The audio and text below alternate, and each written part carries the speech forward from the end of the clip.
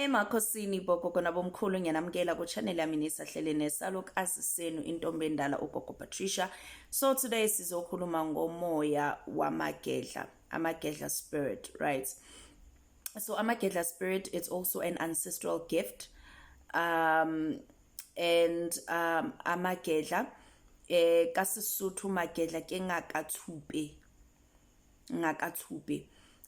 Ubugedla abuthwaselwa. Right? Ubugedla abuthwasela bona bayazithwasisa. So what happens is that normally or mandulo abantu bebasebenza ngemithi noma bebabagaya imithi baye entabeni baye emahlane bayokha imithi. It was abomkhulu. But now we're seeing in this day and age abantu besifazane nabo bangenwa amagedla. It's because spirit knows no gender, spirit knows no age, spirit knows no time, spirit knows no border. Right? So amagedla bebaye entabeni bayo gubha imithi bagaye, and ugedla alihloli. Umsebenzi wegedla uxoxa, like have a conversation. How sawubona unjani? Hawu ngiyaphila, unganceda ngani namhlanje? You know, then you gonna say ukuthi yo ngiphethwe ikhanda lakhona alipheli, lingishaya lana or lingishaya ka left or lingishaya lana, you know, whatever that it is that you came about, or ngibhizi ngiphuphana namaphupho kunabantu abangishaya ngeichitho. So you uxoxa indaba yakho, then ugedla will know what exactly to give you. Ugedla lufana ne pharmacy. Awuyi ukuyohlola e-pharmacy, uyohlola ka doctor, then i-prescription uyithola kuphi kagedla, which is a pharmacy. Right? So ugedla lisebenza kanjani? Ugedla liye likubonise lona, liyavela. Right? Uphupha umuthi. Right? Ma uphupha umuthi mhlambe uzithole uphupha usehlanu uphupha umuthi, like you know the picture but probably you don't know what low muthi is called, you know. If you remember what it looks like, you need to go uyogubha lowo muthi ubuye nayo ubeke emsamo. Bazofike bona bakutshela ukuthi okay, or maybe bakutshele negama ukuthi hamba ufuna umuthi othize, baze bakubonise nokuthi unjani. Hamba uyogubha ubuye nawo. Baphinde bakubonise omunye buye bakutshela ukuthi okay, but now inkinga ngogedla maybe bazokutshela ukuthi hlanganisa umuthi othize nothize, but they will not give you ngathini measurements.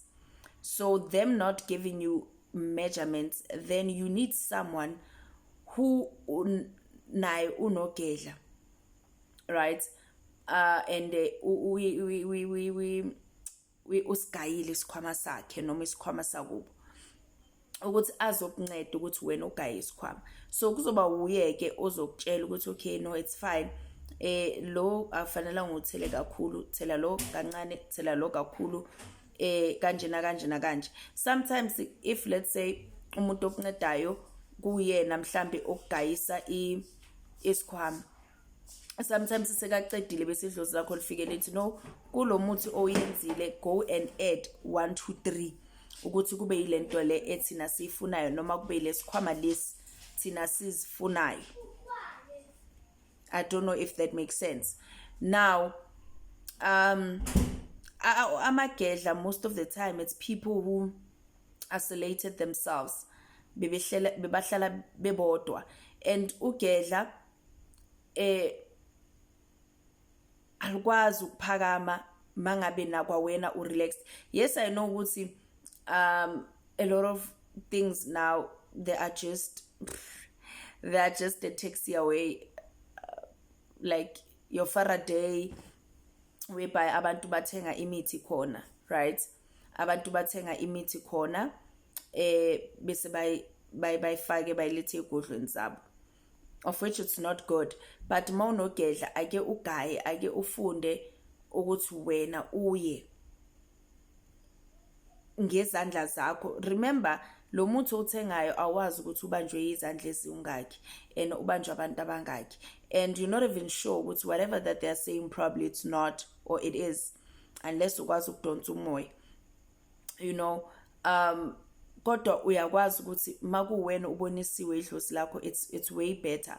Kodwa ke umuntu ogayisa isikhwama obviously yes akusugobela, but kwayena fanele umkhanyisele, fanele umnikeze inkomo yakhe ukuthi ukuncedile. Remember ka spirituality kuyakhanyiswa, because in order for ukuthi idlozi lalo muntu lukusebenzele libambane nedlozi lakho ukuthi bakwazi ukuthi bakubusise, then into zakho zikhanye zibe impumelelo, you have to ukuthi ukhanyise. Alright, then kunabantu abe umuntu abe ugedla nje kuphela, then kunabantu ugedla but kuneminye imimoya yabo ehamba phambili, or omunye abe nogedla but ugedla kube yilo olihamba phambili. It depends, akufanani kubo bonke abantu, akufanani kubo bonke abantu. And most of the time, especially mawunogedla, abantu bakho they will require ukuthi ugedla lube nesigodlo sabo babodwa,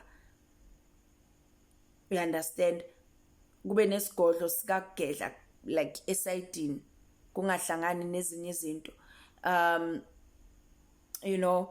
And yeah, though abantu abafanani, and mina ngihlale ngisho ukuthi lonke idlozi liyahlanjululwa guys, lonke idlozi liyahlanjululwa, but you get to see people who say ukuthi bona ugedla lwabo balithathele lunjalo, that's why probably bathakatha kangaka, that's why bagila imkhuba.